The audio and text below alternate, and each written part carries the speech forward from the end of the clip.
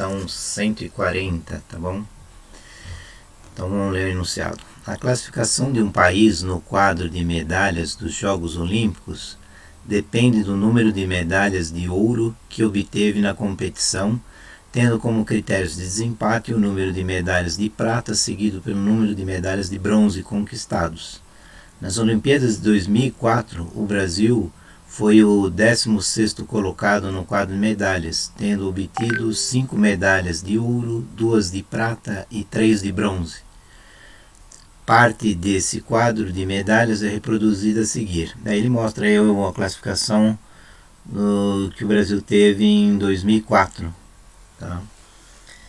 Se o Brasil tivesse obtido mais 4 medalhas de ouro, 4 medalhas de prata e 10 de bronze, sem alteração do número de medalhas dos demais países mostrados no quadro, qual seria a classificação brasileira no quadro de medalhas das Olimpíadas de 2004? Então, uma questão tem a ver aí com a época que nós estamos vivendo, a época de Olimpíadas, né? Isso aqui é uma questão, falava da Olimpíada de 2004. Então, pessoal, como eu estou falando, estão vendo aqui coisas de você gastar um tempinho para ler bem o exercício. Essa questão é bem simples e não é difícil não. Então, qual é que é a condição atual? Vamos reproduzir o que o exercício está falando, né? O quadro atual, o Brasil tem 5 medalhas de ouro, tá? Vou escrever aqui, o atual seria 5 de ouro, 5 de ouro, vou mudar de página aqui, 5 ouros, 2 pratas, certo? É olhar o que ele falou lá, né? No exercício, 2 pratas e que mais? 3 bronzes, certo? 3 bronzes. Aí ele está supondo que nós vamos, agora é uma hipótese, né? Hipótese aqui é que o Brasil ganhasse mais quantas? Mais 4 medalhas, mais 4 ouros, mais 4 pratas, certo? Tá falando aí, né? E mais 10 bronzes. Então, quanto seria o total? É só somar, certo? Se vai dar 9 ouros, certo? 9 ouros, quantas pratas vai dar? 2 mais 4 vai dar 6 pratas. E 3 mais 10 seriam 13, né? 13 bronzes. Olha, pessoal, isso daqui é o que ele tem, o que ele efetivamente ganhou, a hipótese de ele ganhar mais, né? Seria ganhar mais essas daqui, daria o total disso. Daí você vê, 9, você tem que ver qual a colocação que o Brasil entraria aqui.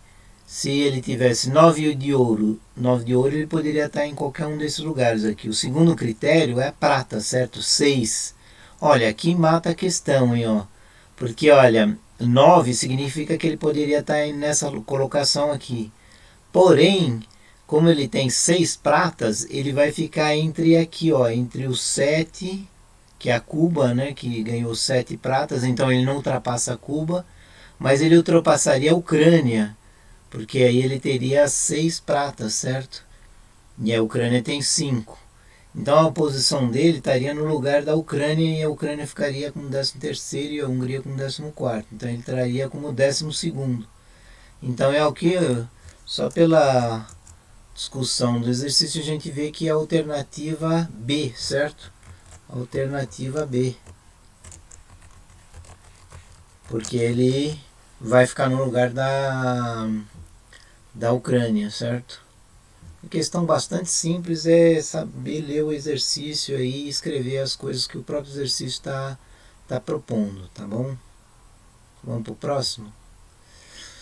Vamos lá, outro exercício que também não é difícil, hein?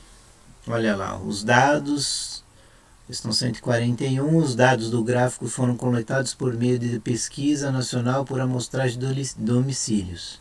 Olha aqui que fala essa pesquisa aqui, ó. Estudantes que possuem telefone móvel celular com idade de 10 anos ou mais. Então, na região norte, eles fizeram no Brasil inteiro, certo? Região norte, o que aconteceu? 63% não possuíam, certo? Ó, que a barrinha mais clara aqui é não possuíam, a mais escura é que possuíam. Então 37 possuíam, 63 não. Nordeste, 36 possuíam, 64 não. Sudeste, 56% possuíam, 44% não possuíam. Região Sul, 62% possuíam, 38% não possuíam. E região Centro-Oeste, 58% possuíam, 42% não possuíam. Supondo que no Sudeste fossem, olha aí ele está dando um negócio, olha, a pesquisa foi com 14.900 entrevistados, certo? Então a gente vai lendo e vai anotando, certo? Foram entrevistados 14.900. Nessa pesquisa, quantos deles possuíam um telefone móvel celular? Ó, primeiro, a pergunta se refere ao Sudeste, certo? Então, para o Sudeste, pessoal,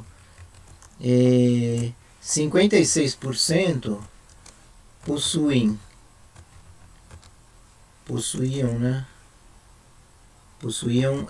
celular. Isso com a idade de 10 anos ou mais. E os 44% não. Mas aqui a questão, ele tá se referindo a quantos possuíam, certo? Aqui, ó. Tá falando, ó, quantos possuíam. Então o que interessa aqui é que 56% deles possuíam o celular. Então ele quer saber não em percentual agora, ele quer saber em quantidade de pessoas. Eles entrevistaram 14.900. Para eles chegarem à conclusão que 56 possuíam, eles contabilizaram quantos entrevistados possuíam e quantos não possuíam, e aí eles definiram essas porcentagens. Agora a gente está querendo fazer o inverso, a gente quer saber 56% desses 14.900, certo? Então muito simples, pessoal, é só você... A resposta o que vai ser aqui? Vai ser 56%, que seria 56 dividido por 100, né? Vezes, vou botar aqui esse sinal aqui como fosse vezes, vamos botar um pontinho aqui com vezes, 14.900, certo? Isso aí é só fazer essa conta. Ó, só para dar uma simplificada, dividir por 100 é a mesma coisa que você pegar o 14.900 e dividir por 100, então vai dar 149, né? Então fica 56 vezes 149, tá? Pessoal, se vocês fizerem essa conta, vocês vão ver aí que a quantidade aí de pessoas, deixa eu ver aqui que eu fiz em algum lugar, não vou fazer a conta aqui com vocês, porque senão a gente vai ficar perdendo tempo aqui. Essa aí é a questão 141, né? Então eu fiz essa conta, dá 8.344. Então é 8.344, alternativa D, certo? Alternativa D. Então, tranquilo, né? Ficar um cálculo de porcentagem muito, muito básico, tá? Então vamos para o próximo. Opa. Repetido isso aqui. Vamos lá. Esse daqui acho que nem vai precisar nem fazer muita coisa também não. Olha, é ler o exercício, o enunciado e pensando. Bom, olha lá. Acompanhando o crescimento do filho, um casal constatou que de 0 a 10 anos a variação da altura se dava de forma mais rápida do que a dos 10 aos 17 anos. E, a partir dos 17 anos, a variação passava a ser cada vez menor até se tornar imperceptível.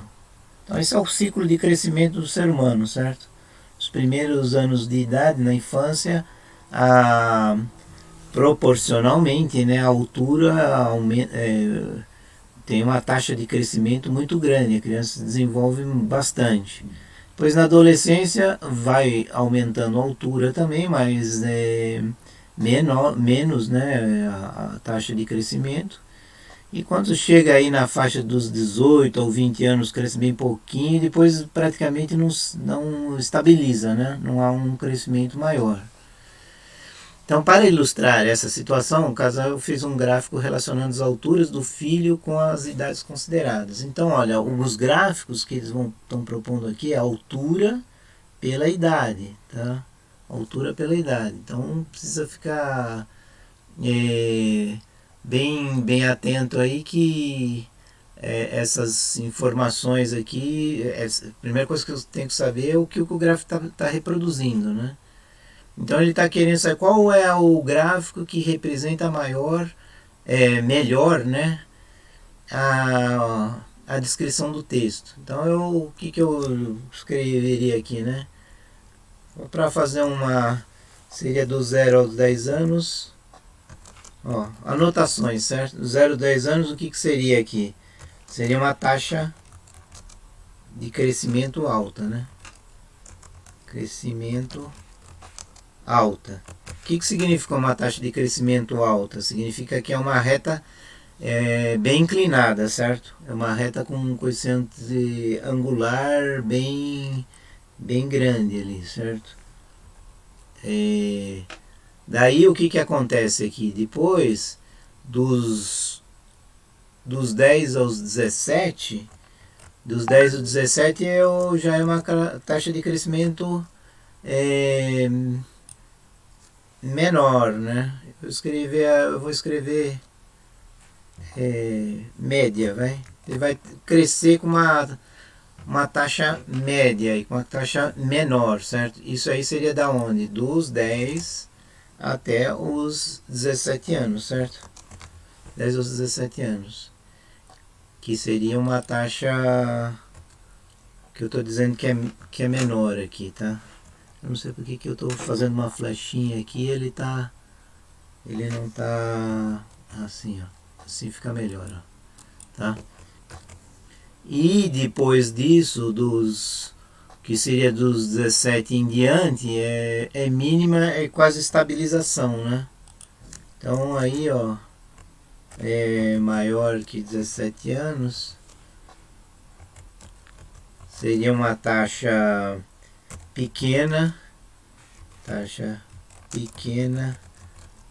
tendendo à estabilização, certo?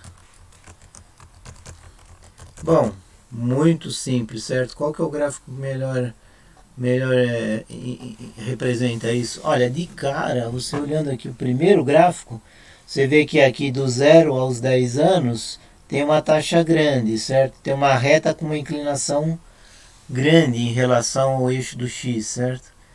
Depois dos 10 até os 17, a reta começa a ter uma inclinação menor, que representa a adolescência, certo? Então na infância a criança cresce bastante, a altura dela, né?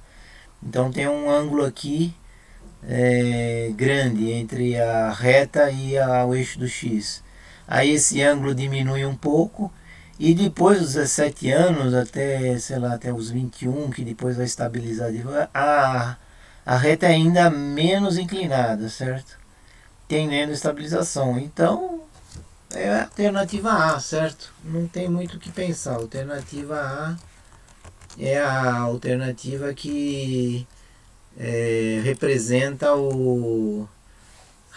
a resposta aí, né? Melhor representa a taxa de crescimento do ser humano, tá? Tudo bem, pessoal? Bem simples, né? Vamos para mais um exercício aqui, ó. Esse aqui vai ser um pouquinho mais trabalhoso, mas é questão de a gente ler o exercício e ir escrevendo aí também as coisas, tá? Questão 151. Dona Maria, diarista, na casa da família Teixeira. Você vai vendo que tem um monte de coisas que o Enem vai contando, que são historinhas aí, né? E aí é até interessante para saber a aplicação do exercício, mas não contribui para a resolução do problema, tá? Então você lê rapidamente e não anota nada, tá, pessoal? Essa é a dica. diarista da casa da família Teixeira precisa servir café para 20 pessoas. Bom, tem 20 pessoas, certo?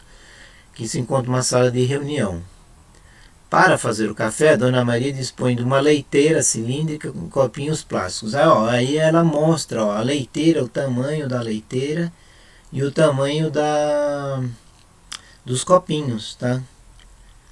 Com o objetivo de não desperdiçar café, a diarista deseja colocar a quantidade mínima de água na leiteira para encher os 20 copinhos pela metade. Para que isso ocorra, a Dona Maria deverá. Bom, aí ele vai colocando aí.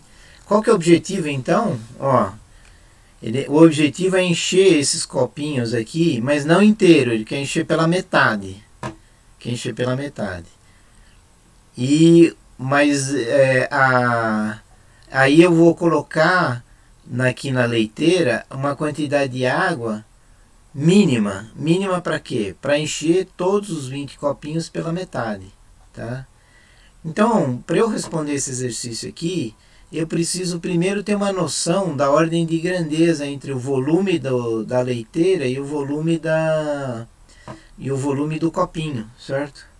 Então, olha, a primeira coisa que eu tenho que fazer aqui, qual que é o volume de um... Primeiro, o que se assemelha a isso daqui? Isso aqui é um volume de um cilindro, certo? Isso aqui é um cilindro. Então, eu vou até escrever aqui. Volumes de cilindros, né? Que tanto o copinho como a leiteira são cilindros. O volume do copinho, como é que é o volume dos cilindros? Primeiro só para lembrar, né? O volume de cilindro se vocês lembram lá, ele é igual a área da base, certo? Vezes a altura. A área da base vezes a altura. Só que a área da base, o que é? A área da base, no caso aí, como é um cilindro circular, tudo bem? Ele vai ser igual ao π, né? Vezes o raio elevado ao quadrado. Eu vou usar essa notação aqui ao quadrado, tá? Esse chapéuzinho aí é elevado ao quadrado, tá? Então é πr ao quadrado. Esse é o volume de é a área da base, certo? De uma área, de um círculo, certo? Então, no caso do copinho, a área da base vai ser π, o raio da base, ele em vez de dar o raio, ele deu o diâmetro. Então, pessoal, também vale o seguinte, olha, sabendo que o que a gente sabe, pessoal? A gente sabe que o diâmetro é igual a 2 vezes o raio, certo? O diâmetro é 2 vezes o raio. Então, o que acontece aqui? Você pode escrever a outra fórmula também, que a área da base ela é igual ao quê? A área da base é π, certo? Vezes o diâmetro ao quadrado, certo? Que a notação minha é esse daqui, dividido por 4. Então é πd ao quadrado sobre 4. Tudo bem? Agora sim, sabendo que a área da base é πd ao quadrado sobre 4, eu vou fazer para o copinho, qual que é o diâmetro do copinho? É 4, certo? Então vai ficar 4 ao quadrado, certo? Vezes, dividido por 4. Isso é a área da base, certo? Mas aí eu tenho que multiplicar pela altura. Então aqui eu estou calculando a área da base, tudo bem? πd ao quadrado sobre 4. E aí eu vou multiplicar pela altura. A altura quanto é que é do copinho? É 4 também, certo? Então deu isso daqui. Só que aí, pessoal, pensa um pouquinho. Eu estou dividindo por 4 e estou multiplicando por 4. Então vai cancelar esse 4 com esse 4. Vai ficar π 4 ao quadrado. 4 ao quadrado é 16. Então vai dar 16π, tá bom? Então o volume do copinho deu 16π. E o volume da leiteira, hein? Leiteira. O volume da leiteira vai ser a mesma coisa, né? A área da base, que é π, vezes, só que agora o diâmetro da base da leiteira é 8, certo? Então vai ficar 8 elevado ao quadrado dividido por 4, tá? vezes a altura. Quanto é a altura? 20, certo? Que é a altura do... Aí eu vou ter uma relação entre o volume da leiteira e o volume do copinho, certo? Então, ó, se eu pegar esse 20 aqui e dividir por 4, não, tudo bem, vamos fazer o seguinte. 8 ao quadrado é 64, certo? 8 ao quadrado é 64. Dividido por 4, 64 dividido por 4 dá 16. Olha que interessante. Vai ficar o seguinte. Vai ficar 16π, tá? Vezes o 20. Eu não estou multiplicando pelo 20, certo? Não estou multiplicando por 20 só para... Se eu multiplicasse, daria quanto? Iria dar 32.320, certo? 320π. Então aí se eu quiser calcular o volume da leiteira e dividir pelo volume do copinho, certo? O volume do copinho vai dar o que aqui? O volume da leiteira é 20 vezes maior do que o volume do copinho, certo? Porque seria 320 dividido por 16, 320π dividido por 16π vai dar 20. Ou seja, o volume da leiteira é 20 vezes o volume do copinho. Só que aí eu estou pensando no copinho cheio, tá? Por enquanto estou calculando, pessoal, o exercício pede para exercitar aí o caso de eu encher pela metade o copinho. Mas vamos pensar que eu estou enchendo a leiteira toda e o copinho todo, tá? Daí vamos fazer a abstração. Olha, se ele é 20 vezes, o volume da leiteira é 20 vezes o volume do copinho, qual a alternativa aqui é? Olha, encher a leiteira até a metade, pois ela tem um volume 20 vezes maior que o volume do copinho. Exatamente, já deu certo essa daqui, certo? Porque, olha, pensa bem, por que eu vou encher a leiteira pela metade? 20 vezes, a leiteira tem um volume 20 vezes o volume do copinho, certo? A gente calculou aqui. E por que eu vou encher até a metade? Porque eu não quero encher o copinho até a metade, certo? Eu quero encher o copinho até a metade, eu não quero encher o copinho inteiro, certo? Então eu não preciso encher a leiteira inteira, eu vou encher a leiteira pela metade, porque o volume do copinho que eu quero encher é só a metade de um copinho, certo? A metade dos 20 copinhos, certo? Então essa aqui já deu certo, a alternativa A. Mas aí você pode até ver, olha, as alternativas C, D e E já estão de cara errado porque os volumes não batem aqui, né? Ele está falando que a leiteira tem 10 vezes o volume do copinho. Não é verdade, é 20 vezes, certo? É 20 vezes. Por que a alternativa B está errada? Encher a leiteira toda de água, pois ela tem... Porque eu não quero encher o copinho inteiro. Eu preciso encher o copinho só pela metade. Então não preciso encher a leiteira inteira. Eu enchi a leiteira também só sobre a metade, pela metade. Aí dá certo, certo? Então, qual que seria a resposta aqui? A resposta aqui seria a alternativa A. Certo? Essa é a alternativa correta. Tudo bem? Tranquilo, né? Muito fácil esse exercício aí. Vamos para o próximo? Vamos para o próximo. Questão 147. Eu peço muito cuidado de vocês para prestar bastante atenção na leitura do exercício, tá? Porque é fundamental aí. Opa, bagunçou aqui o negócio. É fundamental você ler bem o exercício para poder resolver corretamente, tá? Então vamos lá, questão 147. A figura 1 abaixo mostra um esquema das principais vias que interligam a cidade A com a cidade B. Ó, aqui está a cidade A, aqui está a cidade B.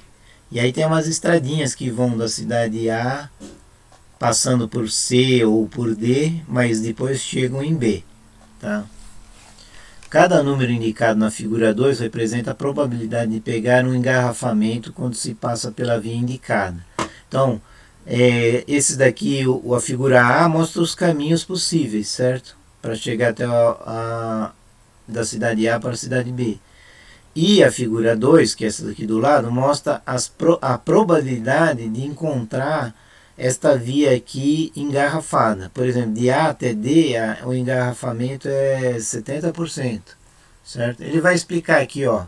Assim, há uma probabilidade de 30% de se pegar engarrafamento no deslocamento do ponto C ao ponto B, passando por E4. Ó, E4 é essa aqui, ó, C para B, tá vendo? C para B.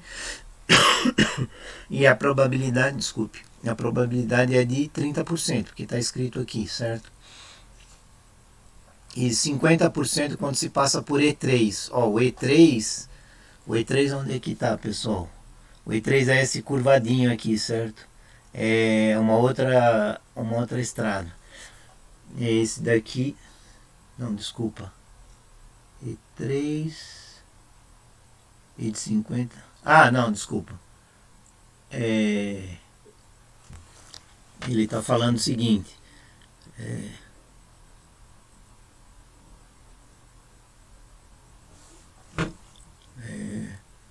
Assim, há uma probabilidade de 30% de se pegar engarrafamento quando se desloca do ponto C ao ponto B, passando por E4. 30% é por E4 e 50% por E3, certo? Eu acho que eu falei errado outra vez. Então, de C para B, por via rodovia E4 é 30% e via rodovia E3 é 50%. Tudo bem? Aí, ó, Paulo deseja se deslocar da cidade A para a cidade B, usando exatamente duas das vias indicadas, percorrendo um trajeto com a menor probabilidade de engarrafamento possível. O melhor trajeto para Paula é... Olha, pessoal, aqui o melhor é em termos de probabilidade de encontrar o menor engarrafamento, certo? O aluno não pode se confundir, achar que essas curvinhas aqui seja a distância, que a distância é maior, ou que... Ele não está falando nada de distância, tá, pessoal? Então é importante vocês lerem o exercício bem, para notar que não está falando em distância de nada, ele está só falando de probabilidade de engarrafamento. Então, o melhor caminho é o que encontra um menor probabilidade de engarrafamento, certo? Então, olha, desculpa, ficou uma setinha aqui que está atrapalhando um pouquinho, aqui está escrito 0,8, tá? Então, olha, teriam, na verdade, 4 caminhos para chegar de A até B. Quais são os 4 caminhos? Os 4 caminhos são o seguinte, ó. O primeiro caminho é eu ir de A para C, seria o E1, né? E1 e depois o E3, certo? Seria E1, E3. Seria um caminho, certo? O segundo aqui seria eu ir pelo E1 e o E4. E1 e E4. Seria uma outra alternativa. Seria o E1, E3 seria por aqui, o E1, E4 seria por aqui e chegaria também no ponto B, certo? O próximo caminho qual que seria? Seria do E2, E6, certo? E2, E6. E finalmente o quarto caminho seria do E2, E5. E2, E5, tá? Só que aí qual que é a probabilidade de cada um deles, ó? Vou escrever aqui a probabilidade de cada um deles, ó. A probabilidade desse cara aqui é... Você concorda que ele tem que passar pelos dois, né? E aqui está confundindo um pouquinho, vou escrever aqui do lado, ó. Senão vai ficar meio confuso aqui, ó.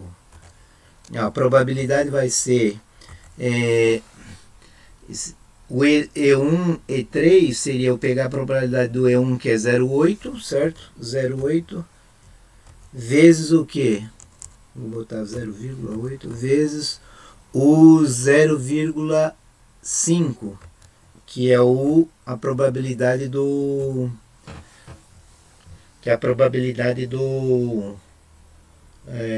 do E3, certo? Se eu multiplicar 0,8 por 0,5, vai dar quanto isso daí? Hein? Precisa fazer também as continhas aí, tá? 8 vezes 5 dá 40, como tem duas casas aí, então vai dar 0,4, tá? Então 0,4. Essa é a probabilidade de ele pegar em engarrafamento,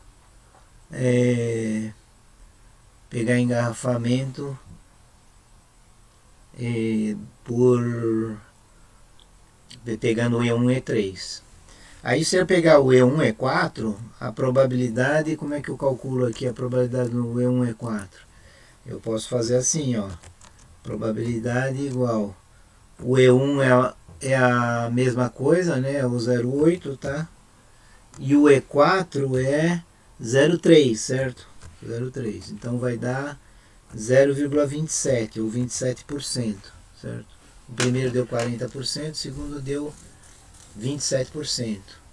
Esse daqui é a probabilidade de pegar engarrafamento, certo? Como isso aqui é um assunto de probabilidade que tem dois únicos cenários, certo? Ou é o cenário de encontrar engarrafamento ou de não encontrar engarrafamento. Então, se ele tem 27% de encontrar engarrafamento,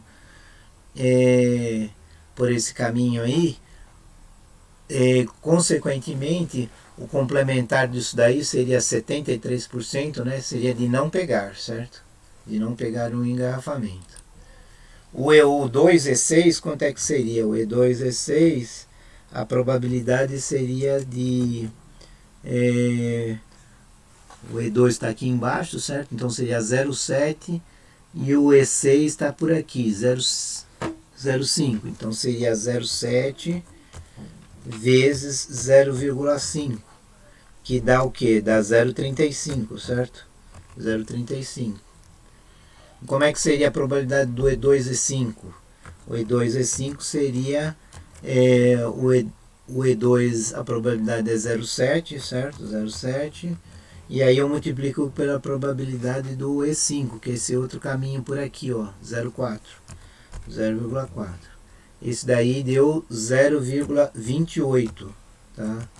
0,28. Então, pessoal, a gente tem que raciocinar aí, fizemos os vários caminhos aí possíveis, né? Esse é o exercício 147. Vamos ver aqui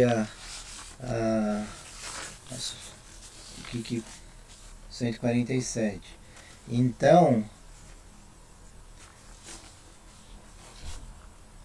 o melhor caminho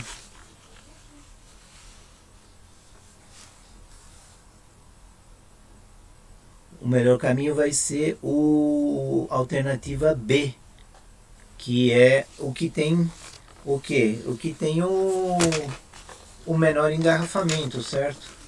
A menor probabilidade de engarrafamento, que é o 0,27. Dessas contas aqui, qual que deu o menor?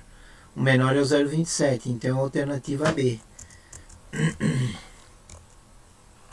Alternativa B. Que basta a gente ver qual delas dá a menor probabilidade de pegar engarrafamento, certo? Menor probabilidade de pegar engarrafamento vai ser essa daqui. Se a gente fosse raciocinar não pelo... Porque 0,27 é a probabilidade de ter o engarrafamento, certo? Então, consequentemente, de não ter seria 73%.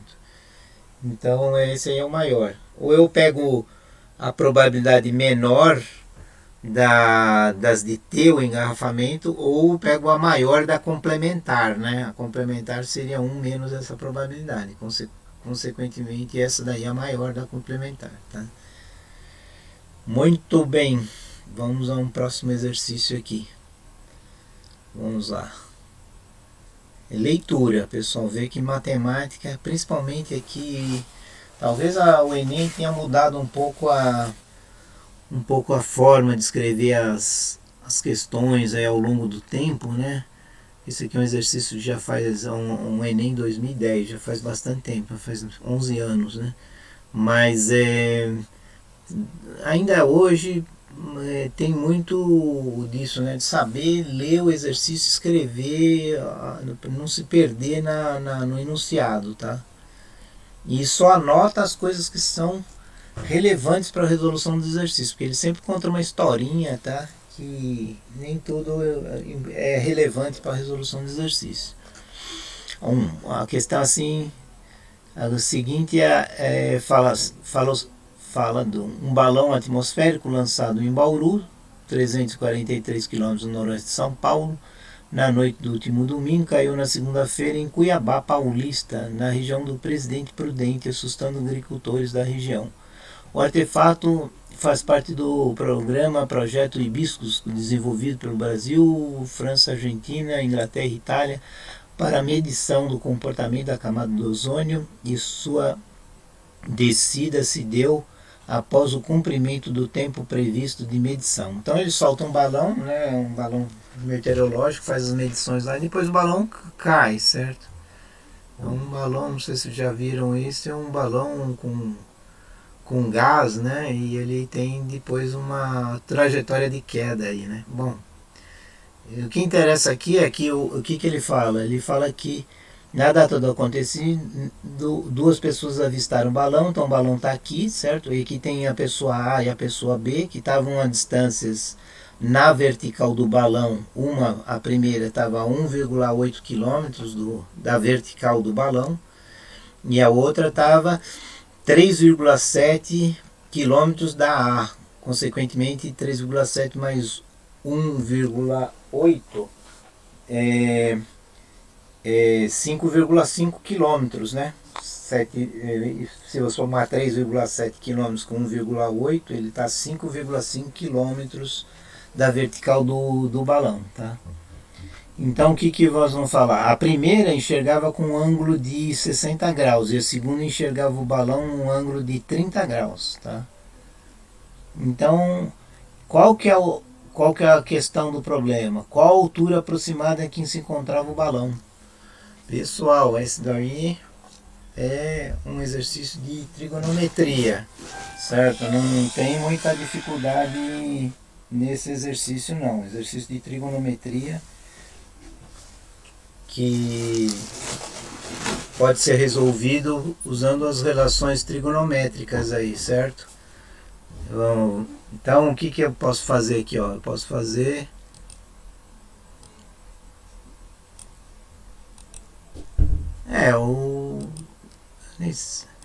são dois triângulos semelhantes. Ou eu posso escrever aqui, né,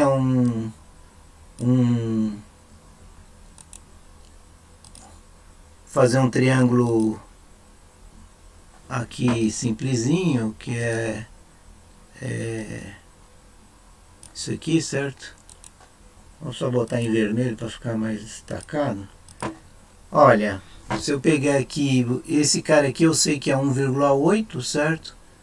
É uma coisa... E esse daqui eu não sei quanto é que é. Essa altura aqui é o H, que eu não sei quanto é que é. O Hzão.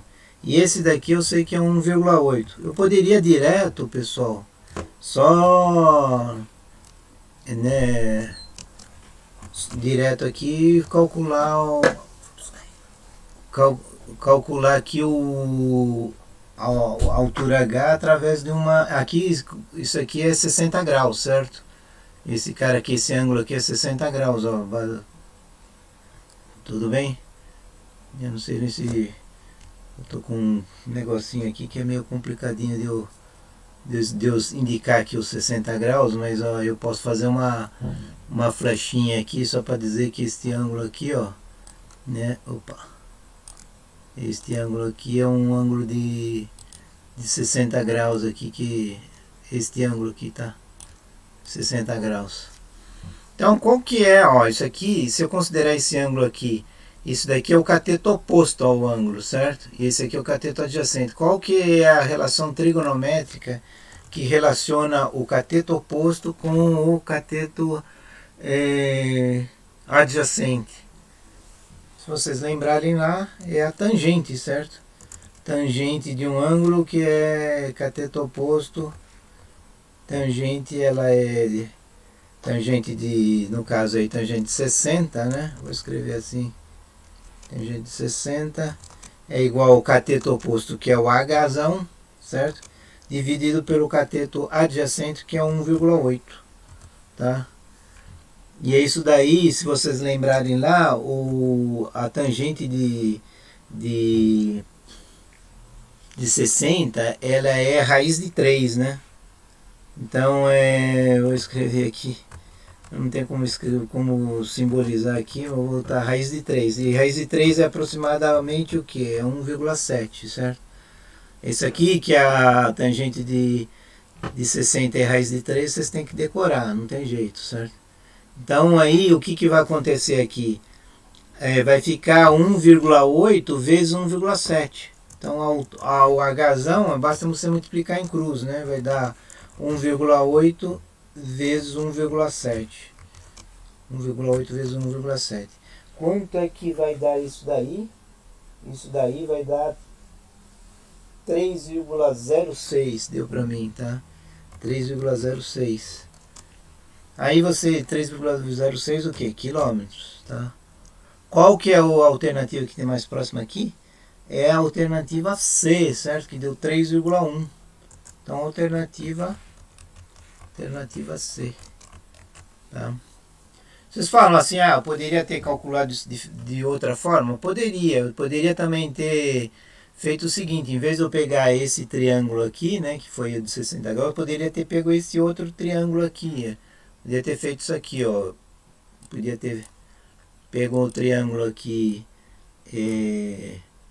esse triângulo com o ângulo de 30 graus, né, que está mais inclinadão lá, certo? Poderia ter pego ele o ângulo de 30 graus.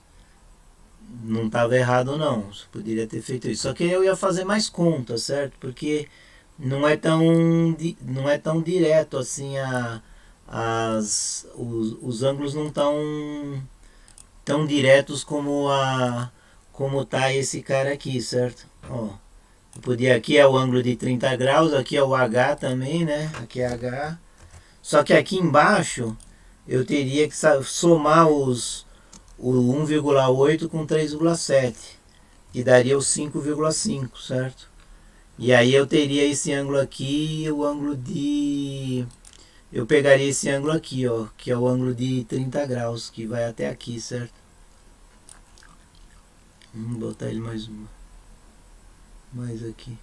Então aqui seria o ângulo de 30 graus. Aí eu faria a mesma coisa, só que aí eu faria tangente de 30 é H sobre, que é o cateto oposto, seria o H, certo?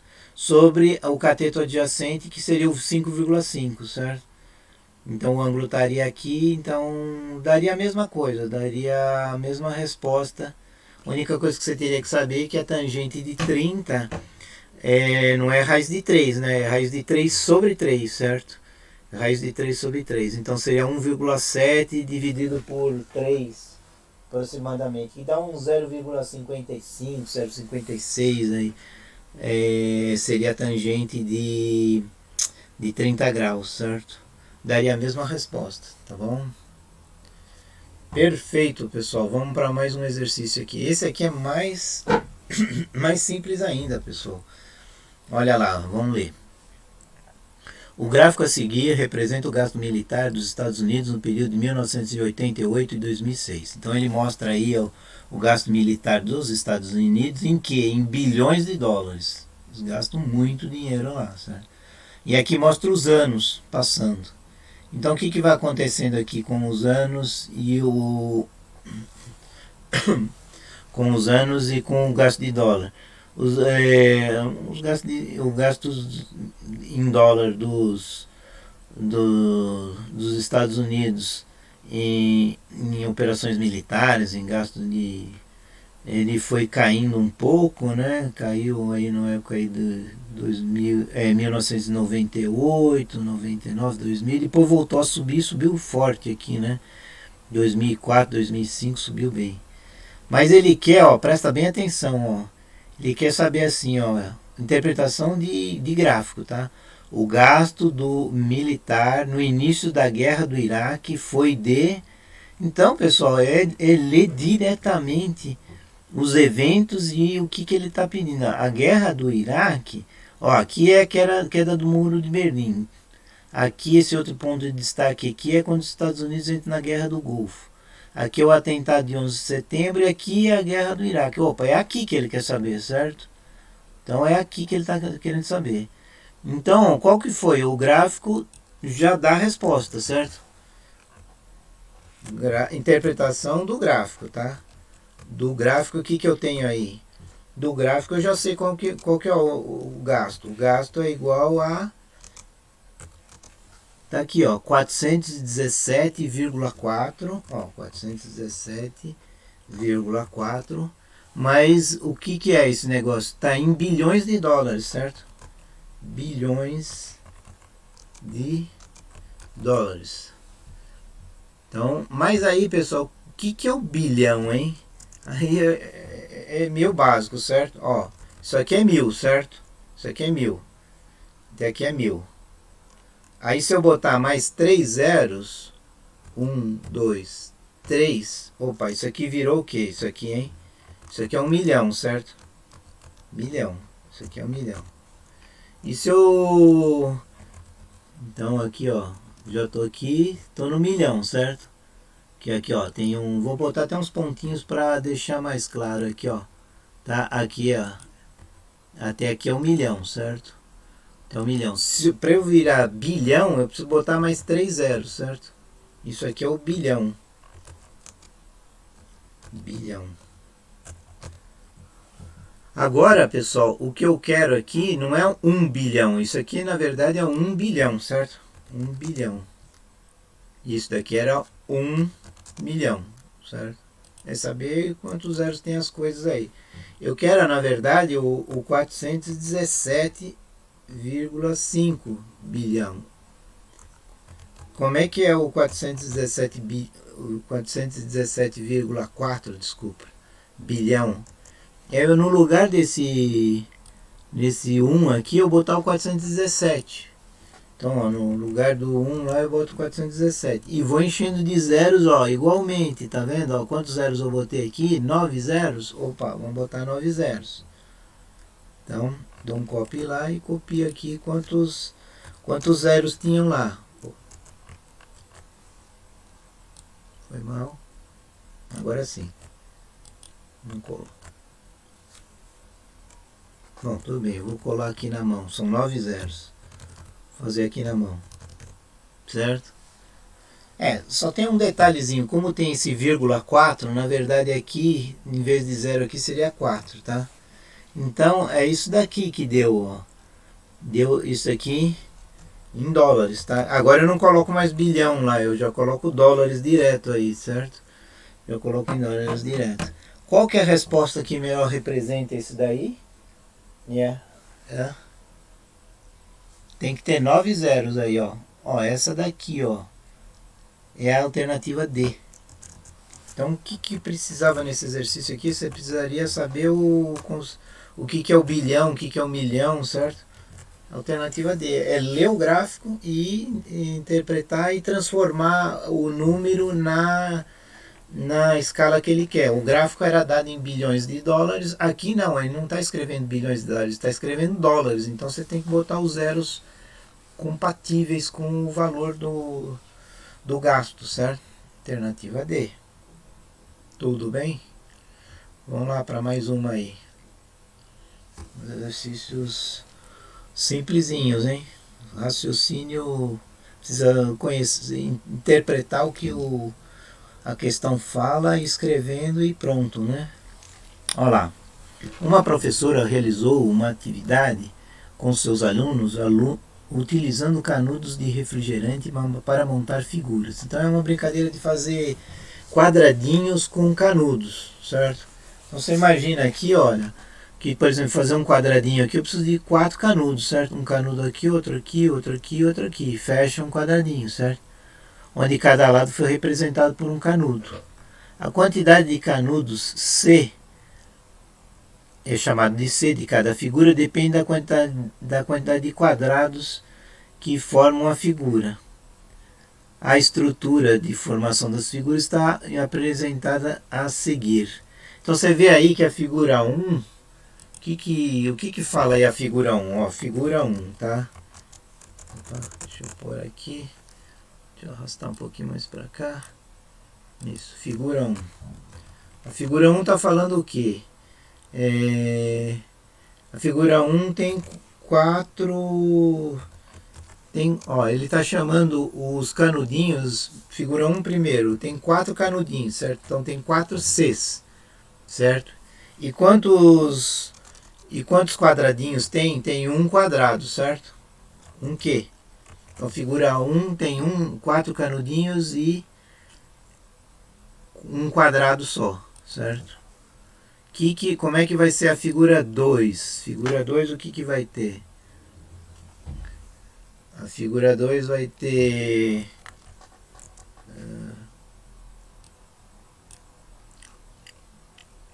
ficou meio deslocado lá, né? Bom, essa aqui é a figura 1. Figura 2...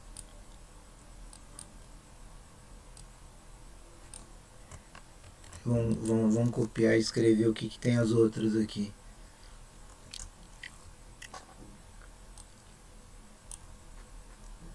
A figura 2 tem 2 quadradinhos, certo, pessoal? Tem 2 quadradinhos. Então vou escrever lá, primeiro aqui, ó. Figura 2 tem 2 quadradinhos, tudo bem? E quantos canudinhos tem? Ó, vamos contar. 1, 2, 3, 4, 5, 6, 7. Opa, tem 7 canudinhos, certo? Entendido? Então a figura 2 tem 7 canudinhos e 2 quadradinhos. E a figura 3, quanto tem? Figura 3, ela tem... Estou voltando aqui, se quiser eu até escrevo assim, vai, em vez de fazer com... Vou escrever romanos aqui, porque aqui é 1 romano, aqui é 2 romano e aqui é 3 romano, tá?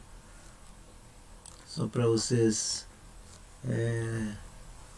Bom, aqui é 1, tá? 1 romano. A figura 3 tem quantos quadradinhos, que é mais fácil de ver? 3, certo?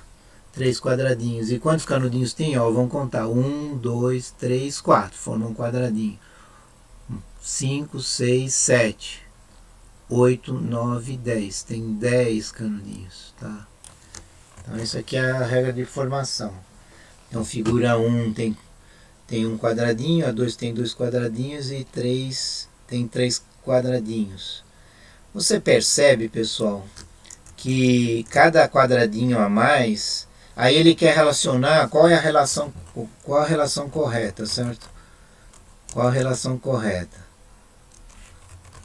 entre quadradinhos e o número de canudos? Olha, você está vendo aqui, olha aqui, de um quadradinho para 2 quadradinhos, o que aumentou a quantidade de canudos? Aumentou 3 canudos, certo?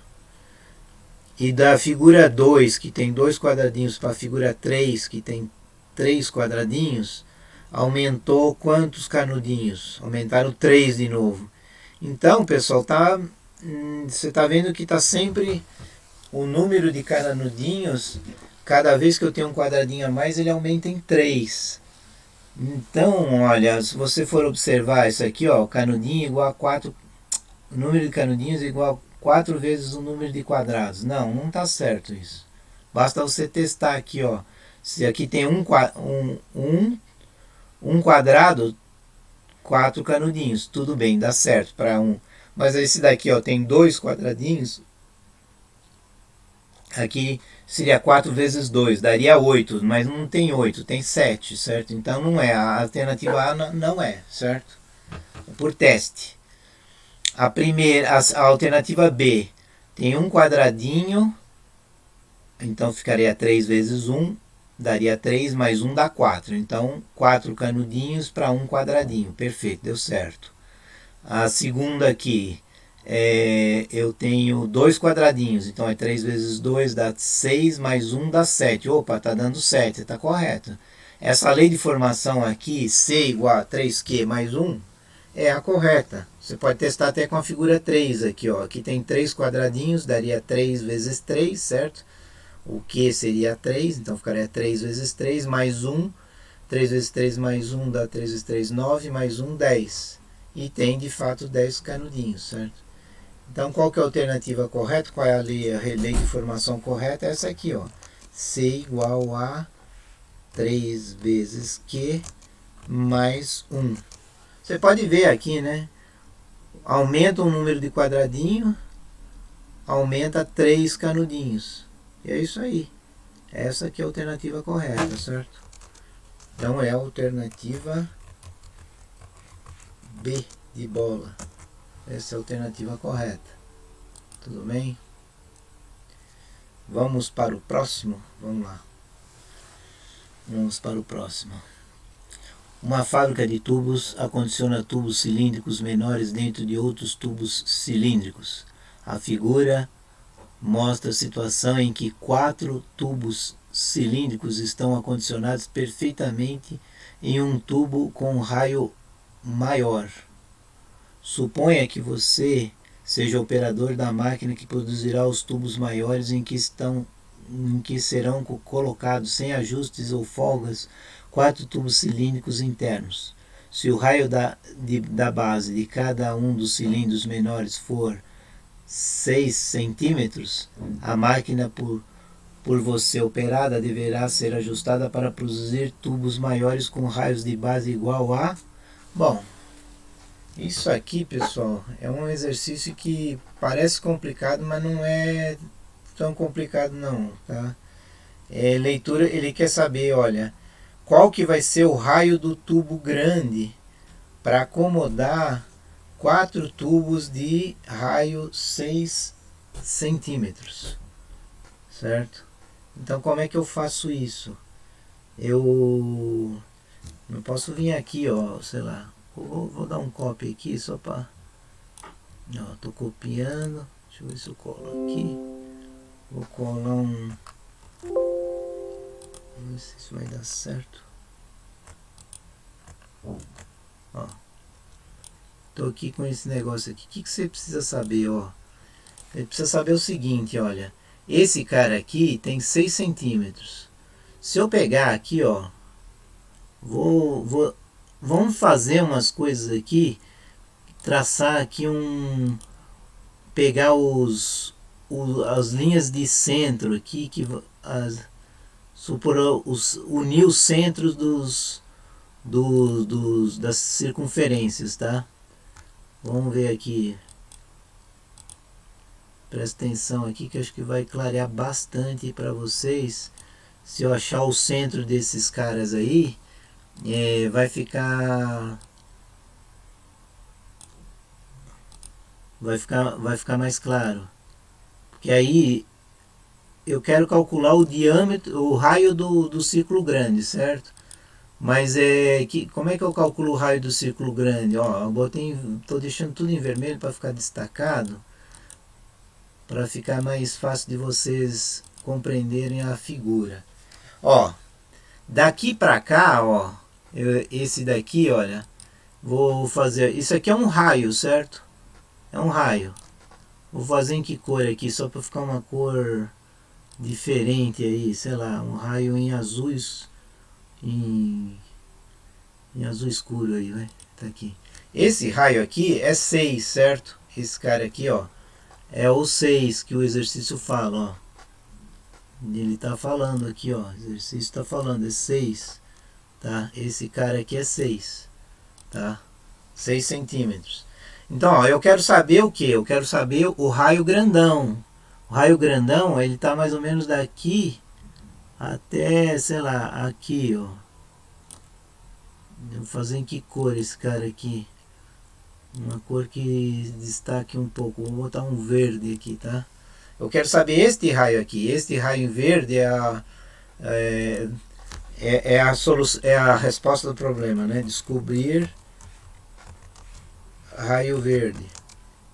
raio do cilindro maior. Que é o que? É o que está em verde, certo? É o que está em verde. Então quero saber este raio aqui, ó, esse cara. Olha, o que eu já sei aqui, ó. Eu sei o seguinte, olha. Eu sei que... Você concorda que daqui até aqui vale R, vale 6? Porque o raio do cilindro menor é 6, certo? Então, olha, daqui até aqui é 6 e daqui até aqui é 6. Então, pessoal, o quadradinho ali é claro que ele vai ter a medida de... Certo? Ele vai ter a medida de... Preenchimento? Não, não quero preenchimento, não. Preenchimento. Ele vai ter 6 mais 6 que é 12, certo? Então ele vai estar 6 mais 6 que é 12. Então aqui, pessoal, quando eu tracei esses caras aqui, esse quadradinho vermelho aqui, eu posso botar até ele em vermelho só para ficar da mesma cor aí, não gerar dúvida, né? Isso daqui o que é? Esses lados aqui são 12.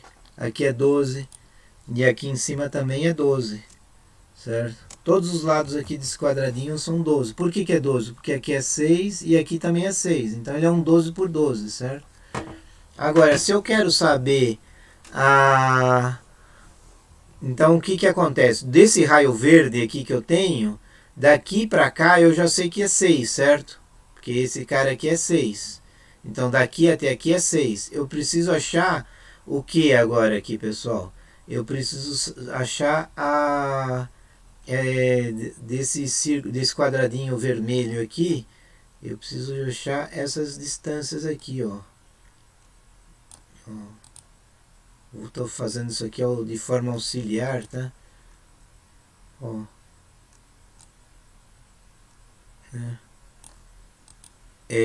Eu precisaria achar apenas essa distância aqui, ó, do centro até esse cantinho aqui. Porque daí se eu pegar o centro até esse cantinho, eu vou conseguir... Vou chamar esse ponto aqui de O, tá? Este O aqui, ó.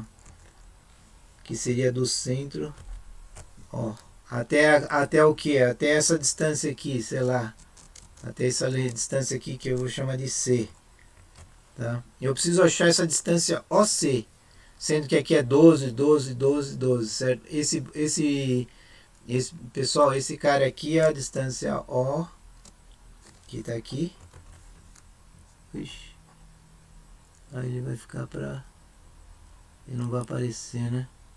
Só se eu botar ele para trás, deixa eu ver. Não. Deixa eu fazer aqui.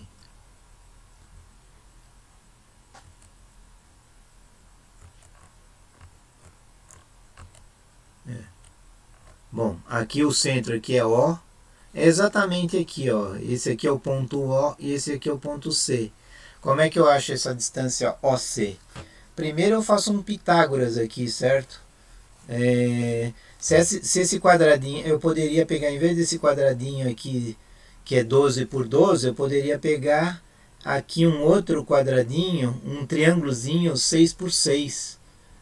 6 por 6. Fica mais fácil, ó. Daqui até aqui, ó. Eu traço um negócio aqui, ó. Tá vendo? Aí o que ficou? Esse cara aqui, olha. Esse cara aqui mede 6, certo? E esse cara aqui mede quanto? Mede 6 também. Certo? Então ficou um triângulozinho. Não sei se vocês enxergaram aí, pessoal. Mas ficou um triângulozinho 6 por 6. Eu vou desenhar ele de novo aqui, ó. Agora com uma escala grandona, tá? Vocês têm que enxergar esse triângulozinho 6 por 6 aí dentro, porque ele é o que a gente precisa, para calcular o raio da... Então aqui o que seria? Aqui esse cara aqui seria um 6, certo? Esse cara aqui seria um 6. que é esse triângulozinho aqui, eu ampliei ele aqui, ó, tá? Eu ampliei ele aqui. E aqui, ó, 6 também. Aí, o que seria essa distância aqui, ó? Essa distância aqui seria justamente a distância OC, que é a distância do ponto O, que é o centro do círculo grandão, com esse ponto C, que é o centro desse círculo menor, certo? Que é o que está aqui. Aí eu vou calcular essa distância aqui, que eu vou chamar uma distância de D. Vou chamar de D, vai. Então, o que acontece? Isso aqui é um triângulo retângulo, aqui é 6, o outro cateto é 6, e isso aqui é D. Aí, pelo Pitágoras, o que acontece? Acontece que o D ao quadrado, ele é igual ao D minúsculo, né? Vamos fazer o... É que ele pula aqui, né? Deixa eu ver se ele vai pular. D ao quadrado é igual ao que? A 6 ao quadrado, né? Que é mais os catetos ao quadrado. 6 ao quadrado também. Então vai ficar 36 mais 36, que é igual a 72, certo? Então D ao quadrado é 72. Aí se eu pegar o 72 e decompor em fatores primos, você vai ver lá que 72 divide por 2, dá 36, divide por 2 dá 18, divide por 2 dá 9, o 9 dividido por 3 dá 3, dividido por 3 dá 3, que dá 1, certo? Então o 72 é a mesma coisa que isso daqui. 2 vezes 2 vezes 2 vezes 3 vezes 3. E se eu for tirar a raiz quadrada do D, basta eu tirar o... basta eu tirar o... vai ficar igual a 6 vezes raiz de 2. 6 vezes raiz de 2. Tá? 6 raiz de 2. Isso é o D.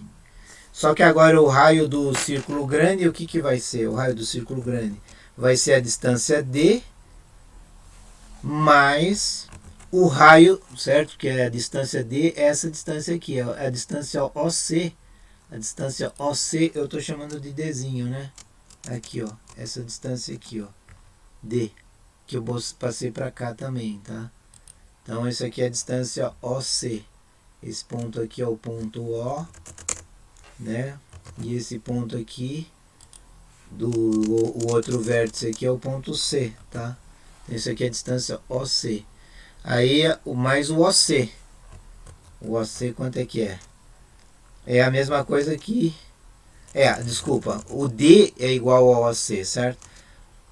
Seria a distância D mais o raio do menor, certo? Então, é o OC mais o raiozinho do menor.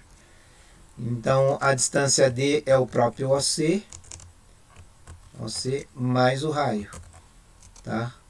O OC a gente calculou lá, deu o quê? Deu 6 vezes raiz de 2. E o raiozinho do círculo menor, quanto é que é? É 6. Tá? Então, basta eu botar em evidência, vai dar o quê? Vai ficar 6 que multiplica 1 mais raiz de 2. Tá? Desculpa a anotação a escrever assim, é que o meu programa aqui não consegue escrever a raiz, tá? Então tem que escrever a raiz na mão. Então, ó, 6 mais 1 raiz de 2 mais raiz de 2 é a alternativa D. Certo? Alternativa D de dado. Tudo bem? Um exercício geométrico aí, tá? Precisava prestar um pouquinho atenção e tal, mas não é tão complicado assim. É um exercício de geometria. Eu preciso saber o raio grandão, conhecendo o raio pequenininho. Aí primeiro eu fiz essa união dos centros dos raios pequenininhos. Eu sabia o lado do lado desse quadrado aqui. Aí eu determinei a distância D, que é igual a distância do ponto O até o C, através do Pitágoras aqui, certo? Isso aqui foi Pitágoras, né? Só escrever que o Pitágoras é importante, porque a gente viu nas aulas teóricas lá o Pitágoras e agora usamos o Pitágoras aqui no exercício, tá bom? Muito bom. Vamos lá, pessoal, logo a gente acaba aqui. Vamos ler a questão 224. Lucas precisa estacionar o carro pelo período de 40 minutos e Clara precisa estacionar o carro no período de 6 horas. Tá? Então vamos lá. Lucas, qual que é o objetivo aqui? Lucas quer estacionar 40 minutos. É um resumão aqui, certo? E a Clara, que é a irmã dele, precisa por 6 horas. Então eles têm objetivos diferentes, tá? O estacionamento verde cobra 5 reais por hora. Então vou escrever aqui, ó, verde, qual é a taxa do 5, vou escrever aqui 5R por hora, tá? Perfeito. O estacionamento amarelo cobra 6 reais por 4 horas. Vamos pôr, então eu tenho que escrever aqui amarelo, o que é? É probleminha tem que escrever. Então é 4 reais por quanto? Não, desculpa, não é 4 reais. O amarelo cobra 6 reais, certo? 6 reais por 4 horas. É por 4 horas, tá? Mais 2,50 reais por hora extra, certo? Então se eu passar das 4 horas, eu tenho que pagar, para cada hora que passar das 4 horas, pagar 2,50, tá? O estacionamento preto, tem mais um aqui, ó. Preto é o que? O preto ele cobra 7 reais, 7R, por quanto tempo? Por 3 horas, tá? 3 horas. Mais o que?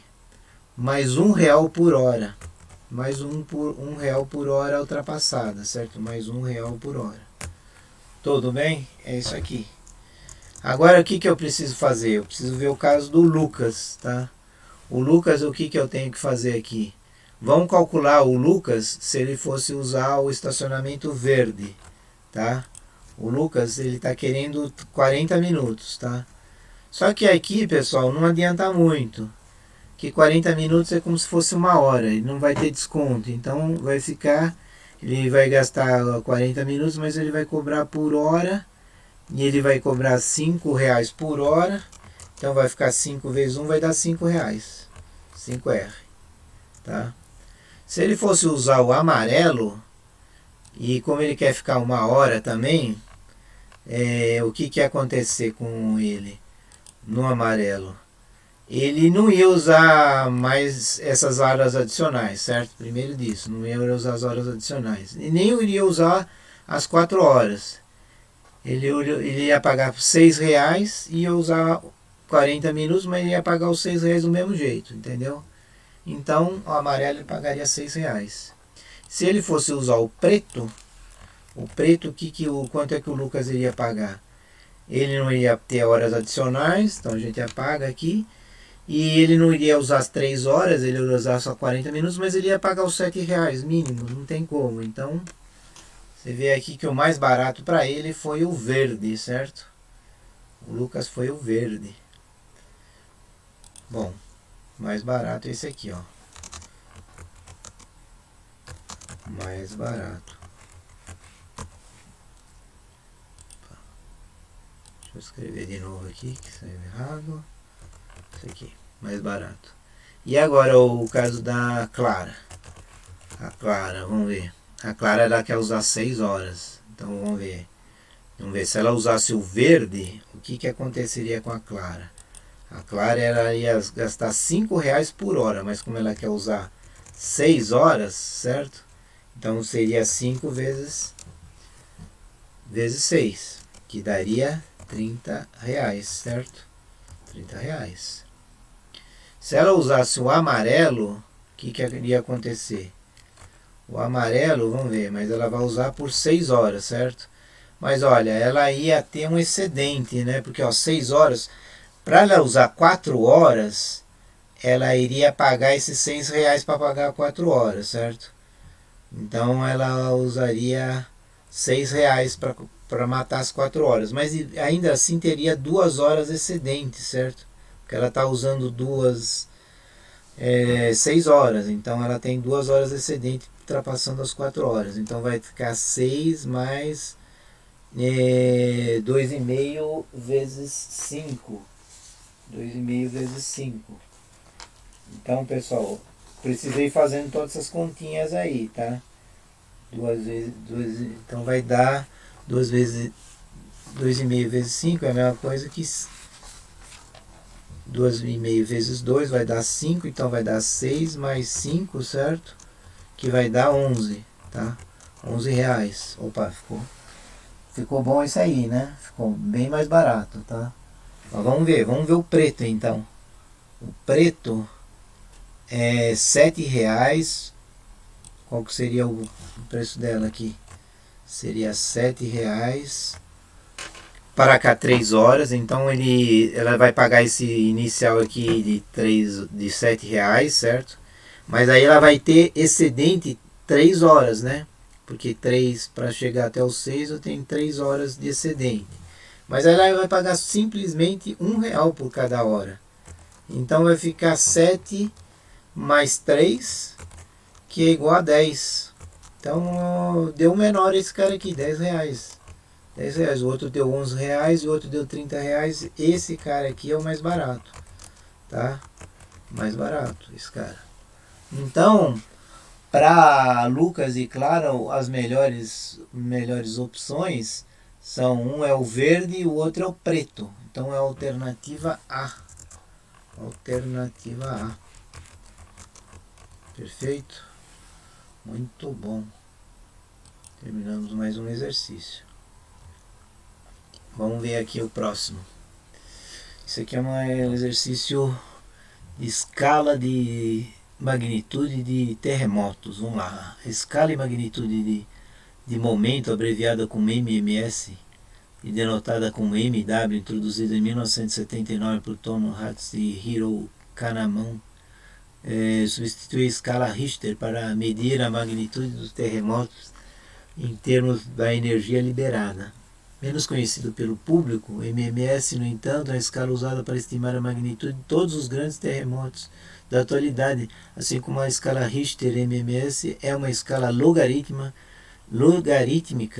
MW e MO se relacionam pela fórmula, ele mostra a fórmula lá que tem um log lá no meio, né? Onde M0 é o momento sísmico, usualmente estimado a partir de registros do movimento de superfície através dos sismogramas cuja unidade é DINA vezes centímetros. O terremoto de Kobe, acontecido em 17 de janeiro de 1995, foi um dos terremotos que causaram maior impacto no Japão e na comunidade científica internacional. Teve magnitude MW 7.3. Mostrando que é possível determinar a medida por conhecimentos matemáticos qual foi o momento sísmico M0 do terremoto de Kobe em dinas vezes centímetro. Aí ele dá as alternativas aqui. Pessoal, esse exercício parece muito cabuloso, né? Mas não é. Não é. Só parece, mas não é. Ele deu lá a fórmula, certo? Basta você usar a fórmula, certo? Ele deu aqui MW... Vou tentar escrever aqui mesmo, vai. MW é igual a menos 10,7 mais 2 terços de log. Eu não vou precisar nem escrever aqui na base 10, tá? Vou escrever que é log de M0, tá? Só que aí, pessoal, o que eu preciso substituir? O MW ele já falou aqui que é 7,3. Então, ó, aqui eu copio esse cara aqui. E no lugar do MW eu faço o que? 7.3. Coloco 7,3 aqui. Tá? Aí o que eu vou fazer? Eu vou passar esse menos 10,7 para lá, que ele está com menos aqui, ele passa para lá com mais 10,7, certo? E somar o 10,7 com o 7,3. Então isso daí vai dar um número. Quando começa a dar, as contas começam a arredondar, você já começa a ver que o exercício está sendo feito corretamente, tá? Está feito corretamente. Então, ó, se eu pegar o 10,7 e somar 0,3 vai dar 11, mais 7 dá 18, tudo bem? Então é 18, aqui ficou 18. Na hora que passou para lá deu 18. Aí o que eu preciso fazer? Com o 2/3 que está para cá, ele vai para o outro lado, ele vai ficar como 3/2, certo? Isso daí vai ser igual o log do M0, certo? Só que o M aqui, vamos colocar o M maiúsculo, né, pessoal? Aí esse 2/3, ó, o 18 dividido por 2 dá 9, vezes 3 dá 27. Então esse daqui deu 27. 27 igual a log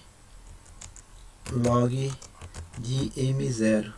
Pessoal, se vocês lembrarem a definição de log, a gente pega aqui a base, né, que a base aqui está subentendida é 10, né? É 10 elevado a 27 é igual ao M0. Aí ele quer saber qual que é a resposta aqui, ó. A resposta é a alternativa E. Alternativa E que dá 10 elevado a 27. Então, alternativa E. Tudo bem? Um exercício de log assusta um pouco e tem um texto aí, mas é pura substituição de valores, tá? Não é difícil não. Muito bom. Vamos lá. Mais uma questão. Um satélite de telecomunicações, T minutos após ter atingido sua órbita, está a R km de distância do centro da Terra. Quando R assume valores máximo e mínimo, disse que o satélite atingiu o apogeu e o perigeu, respectivamente. Então, quando R for o máximo lá é o apogeu e o mínimo é o perigeu, tá? Suponha que para esse satélite o valor R seja função de t, seja dado por... Aí ele dá uma expressão que tem um cosseno, tem uma função trigonométrica lá no meio, tá? Um cientista monitora o movimento desse satélite para controlar o seu afastamento do centro da Terra. Para isso ele precisa calcular a soma dos valores de R no seu apogeu e no perigeu, representada por S. Opa, então o cientista deveria concluir que periodicamente S atinge o valor de... Opa, então o que é o S? Ele já explicou o que é o S aí, tá? O S é o raio no perigeu e no somado com o raio no apogeu. Ou seja, o S é o raio máximo mais o raio mínimo. Raio mínimo, caramba, o que seria esse raio máximo e raio mínimo? Bom, ele está orbitando, certo? Eu não vou desenhar aqui, mas considera aí um satélite que está passando em volta da Terra. Vou tentar até fazer uma aventura aqui de desenhar aqui uma coisa aqui. Bom, isso aqui é a Terra, vai. Mas aí eu tenho um outro aqui que está maior, um outro maior, grandão. Vou pegar um. Vamos fazer de conta que esse negócio aqui, só que isso aqui não vai ter preenchimento, sem preenchimento, né? Ó, vamos supor que o satélite ele está dando volta aqui em volta da Terra. Essa aqui é a Terra, esse aqui é o satélite dando volta, tá? Só que aí o negócio, pessoal, eu tô fazendo que ele é uma circunferência perfeita, mas na verdade ele é um negócio assim, ó. Ele fica senoidando aqui, ele fica ondulando. Não é uma linha circular, é uma linha circular, mas é uma senoide que angula aqui em torno desse cara aqui, certo? E como é que é? Ele é dado por essa expressão maluca aqui, mas o que dá para saber? Que tem um valor mínimo, tá? Aqui está o centro, esse aqui seria um valor mínimo, e aqui tem um valor máximo, vai. Vamos pegar um outro aqui, seria um valor máximo. Então ele vai passar por um valorzinho por aqui, sei lá, vai ter umas horas que ele vai estar no mínimo aqui, tá? E vai ter horas que ele vai estar... Essa figura aqui não ficou das melhores, né? Porque ele deve ser alguma coisa circular por aqui, assim, né? Certo? Ele vai ficar oscilando entre essa parte mais interna, que é o raio mínimo, e o raio máximo, tá?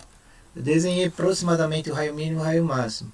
Quando é que vai ser o raio mínimo e o raio máximo? Ó, de uma senoide, se vocês lembrarem, o cosseno e o seno e lembrar, né? Cosseno varia de que opa, varia de quanto a quanto? De menos 1 a 1, certo? Não é assim? Como seno unitário não varia de menos 1 a 1. Então aqui, pessoal, esse cara aqui, quando ele for menos 1, isso aqui vai ficar menos 15. Então quer ver? Ó, eu posso fazer o seguinte, ó. Vou escrever aqui, ó. Vai ter o raio vai ser mínimo, né? Mínimo vai ser quando? O raio mínimo.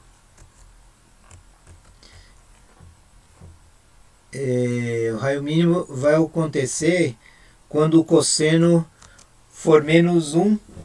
E aí vai ficar o quê?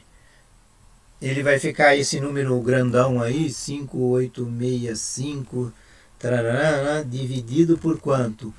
1. Ele vai ser mínimo quando isso aqui ficar menos 1, certo? Então isso aqui vai ficar, esse valor aqui vai ficar menos 1, consequentemente vai ficar menos 0,15, tá? Aí você vai ter que dividir esse número aqui grandão por 0,85. Esse número grandão aí por 0,85. O 5865 dividido por 0,85. E o raio máximo vai acontecer quando? Raio máximo, pessoal, é parecido aqui, só que aí o 0,15 vai ser positivo. Opa! Onde é que foi parar? Acho que caiu fora aqui, né? Opa! Bom, o raio máximo, esse número aqui, teria que fazer essa conta, tá, pessoal?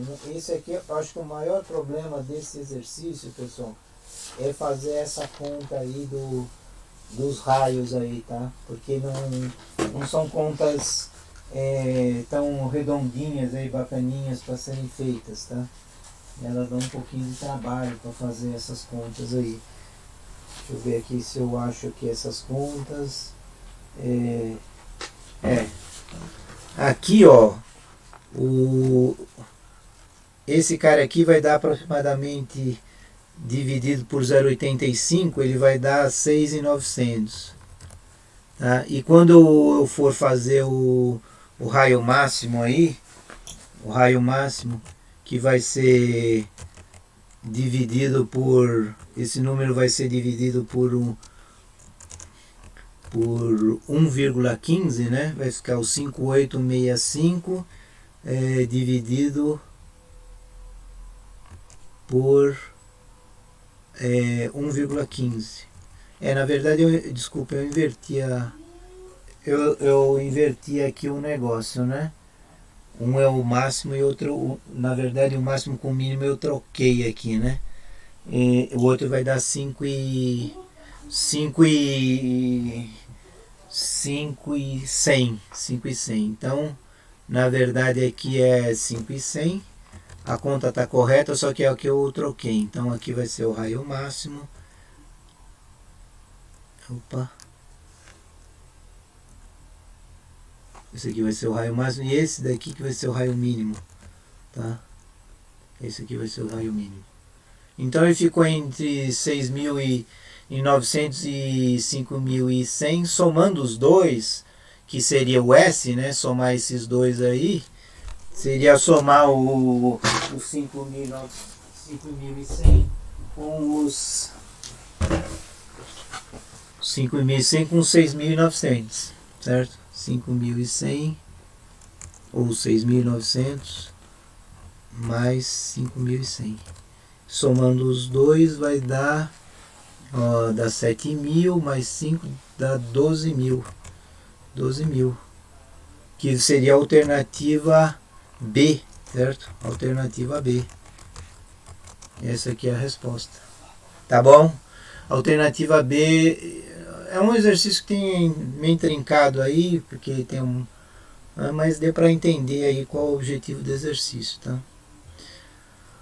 Vamos lá, que esse aqui eu acho que eu vou terminar o exercício com esse daqui. Vamos terminar com esse último aqui, com 161, tá? Vamos lá. Em canteiros de obras da construção civil é comum perceber trabalhadores realizando medidas de comprimento e ângulos, fazendo demarcações por onde a obra deve começar e se erguer. Nesses canteiros foram feitas algumas marcas no chão, foi possível perceber em 6 estacas colocadas. 3 eram versos do triângulo, as 3 eram A, B, C. A, B, C é os versos do triângulo. E os outros 3, né? E as outras 3 eram pontos médios dos lados daquele triângulo. Então o ponto P é a metade de AB. O ponto M é a metade de BC. Está bem no meio. E o ponto N está na metade de AC. Tá? Então é isso daí que ele quer saber. Então aí ele falou, a área demarcada pelas estacas A, B, M e N, o que ela corresponde, essa área aqui? Ela está falando, corresponde o que? A mesma área do triângulo AMC? Então ele está querendo falar, será que essa área achurada aqui é a mesma área do triângulo AMC? Não está aparecendo, né? Será que essa área achurada é a mesma coisa que o triângulo BNC? Também não está aparecendo. Será que ela é a metade da área do triângulo ABC? Não sei. Será que ela é o dobro da área do triângulo MNC? Ou é o triplo? O que é o MNC? MNC é esse cara aqui. Tá? Bom, pessoal, tem coisas aqui que a gente pode fazer por semelhança de triângulos. Vamos ver se eu consigo aqui desenhar por semelhança de triângulos uns triângulozinhos aí pra gente brincar aqui, né? Ou então talvez até usar esse cara aqui, né? Vamos usar essa figura aqui que já está pronta. Acho que vai gastar menos tempo. No vestibular é importante a gente gastar o menor tempo possível, tá? Eu vou unir esse cara com esse cara aqui, tá bom? Vou até mudar de cor aqui. Unir, vou colocar um vermelho aqui, tá? Esse triângulo aqui, pessoal, é o triângulo vermelho aqui. Ele é um triângulo que a gente pode dizer que tem uma semelhança desse triângulo aqui com... Vamos terminar de desenhar o triângulo, né? O triângulo que está aqui. Esse triângulo aqui, como esse ponto P é o ponto médio de AB e esse ponto M é o ponto médio de BC, esse triângulo aqui, grandão,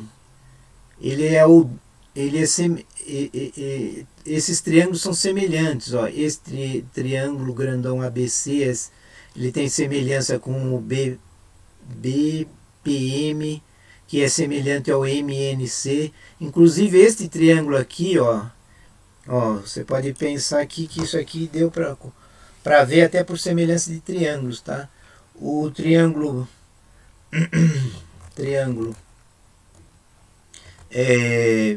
BPM, ele é congruente, vou dizer que ele é igual, tá? Em termos de tamanho aí, tá?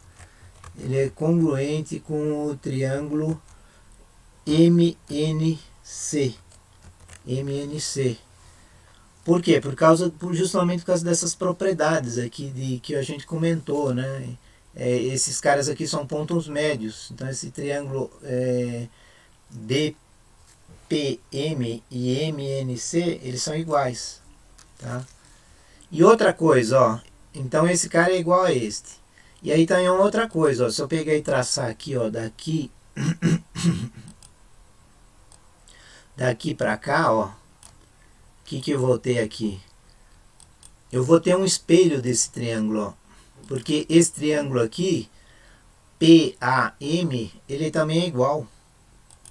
Esse triângulo aqui, PAM, também é igual. Que é igual ao que? A gente sabe que esse triângulo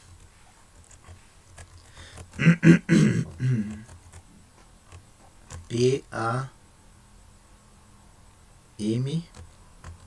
que é igual também ao triângulo que? Triângulo AMN. AMN. Então todos esses triângulos, pessoal, todos esses triângulos, vou escrever aqui, deixar em destaque, ó. Todos esses triângulos são iguais. Esse triângulo aqui é igual a esse cara aqui. Esse triângulo aqui é igual a esse cara aqui, que é um espelhado desse. E esse cara aqui é igual a esse. Então todos esses triângulos são iguais. Então essa área achurada aqui, ela é 3 vezes a área desse triângulo branco aqui, certo? Então eu posso dizer que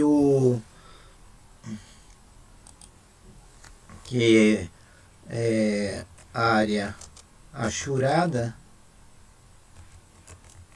é igual a 3 vezes a área do triângulo. Qual triângulo? O triângulo MNC. Tá? Então qual que é a alternativa? Alternativa E. Alternativa E de elefante. Certo? Muito bem, pessoal. Eu aí acho que a gente fez uma revisão de bastante exercícios. Vamos fechar por aqui a aula para não ficar muito longa e a gente se encontra a próxima vez. Qualquer dúvida, mande seus comentários e mande as dúvidas para mim, tá bom? Forte abraço, tchau, tchau.